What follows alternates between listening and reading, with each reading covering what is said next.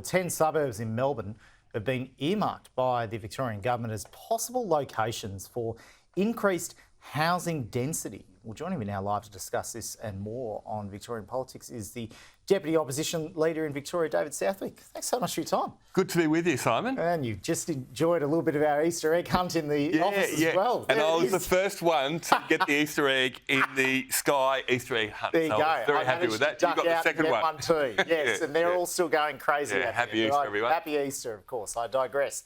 But David, this story about housing zones. We've seen 10 suburbs around metropolitan Melbourne that have been designated as a potential place for development. Now, they include suburbs that might be known around the country: Doncaster, Camberwell, I believe, is one, Chadstone, down in Frankston is one as well. Yeah.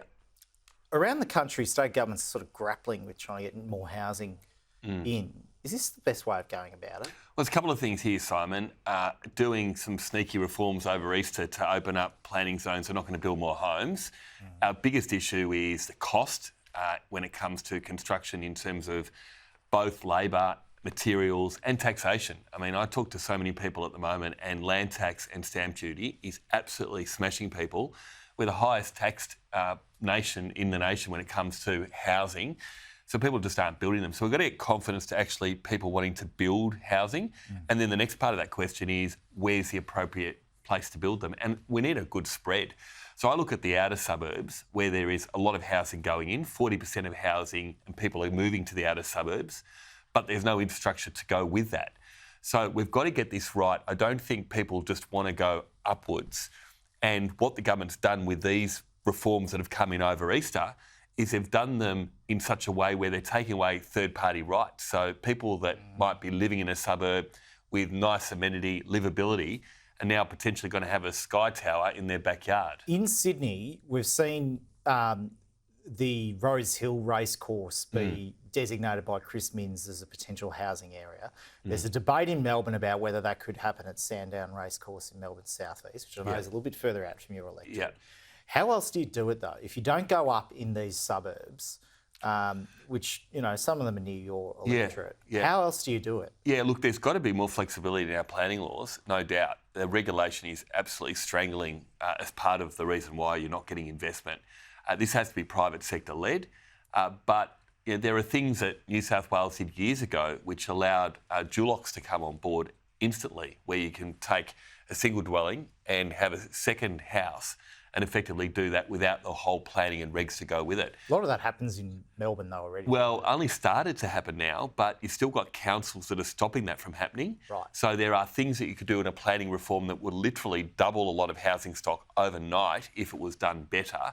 And I've got no problems with 3-4 stories in a lot of places, but I know, say in my area of Elsternwick, we've got huge density already, and I don't think a lot of Melburnians want to be living in 16-storey towers similar to, you know, the likes of Asia, when they like the kind of that type of livability that Melbourne has always brought it. So we've got to get this right.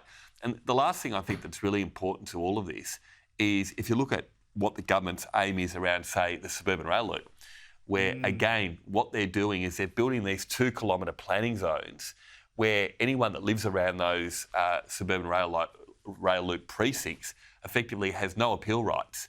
And you could have a sky tower in your backyard, and people are thinking that they're going to be able to get a value capture or uplift from their house, but it's actually going to do the opposite. Now, this week, the opposition unveiled a new policy where you're essentially bringing back a state construction watchdog. Yeah.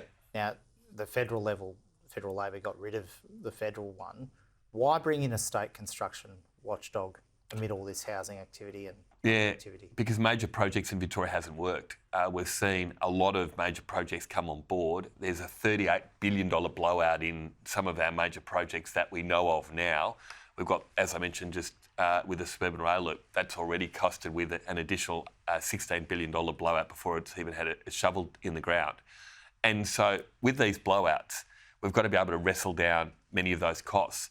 The Australian Workers' Union was the whistleblower, and when you've got a union as a whistleblower to effectively say that the type of behaviour on our work sites here in Victoria is unprecedented, where you've got the kinds of things of ghost shifts, you've got people that are bullying, intimidation on the workplace. And the government kind of turns their hands up and says, we're not going to do anything about it. Well, what happens if the government turns their back, which Jacinda Allen and Daniel Andrews prior was doing, is it means the taxpayers pay for this. So we've got to get fair value for our major projects. And because if you look at on a work site, if you've got a worker being paid a couple of $100,000 on a work site in a major build or in a big build versus on a home to actually be a chippy on a home, where are they going to go? That's why we're not getting a housing stock here in Victoria, because they're all going into the big build and we don't have labour to be able to go in, carpenters and builders to go into projects in housing. Just very quickly, there was a demonstration in Melbourne last night, a pro-Palestinian demonstration. Traffic was stopped. Are you concerned by, I mean, we do see these weekly, but the one last night going into Easter long weekend, what concerns do you have about that one?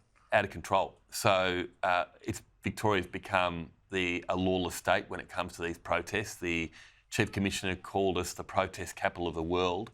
I'm all for protesting, but when they shut down cities like we've seen just overnight, we've got to do more than that.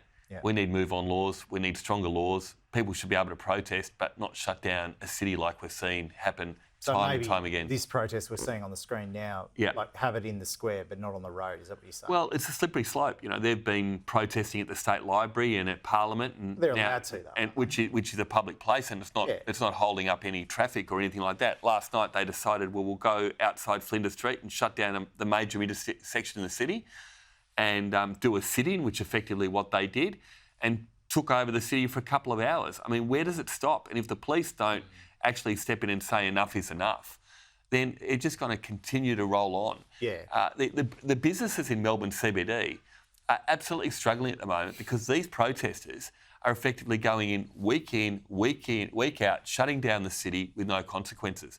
I think times come where we've got to have stricter rules around when these things happen, and particularly when they shut down a city, shut down public transport. They shouldn't be allowed to do that. David Southwick, Deputy Liberal Leader in Victoria, really appreciate you coming in this Good Friday. I hope you have a happy Easter with your family. Happy Easter to you and happy Easter to all the viewers. Yes, good on you. David Southwick there, joining us live here in our Melbourne studio.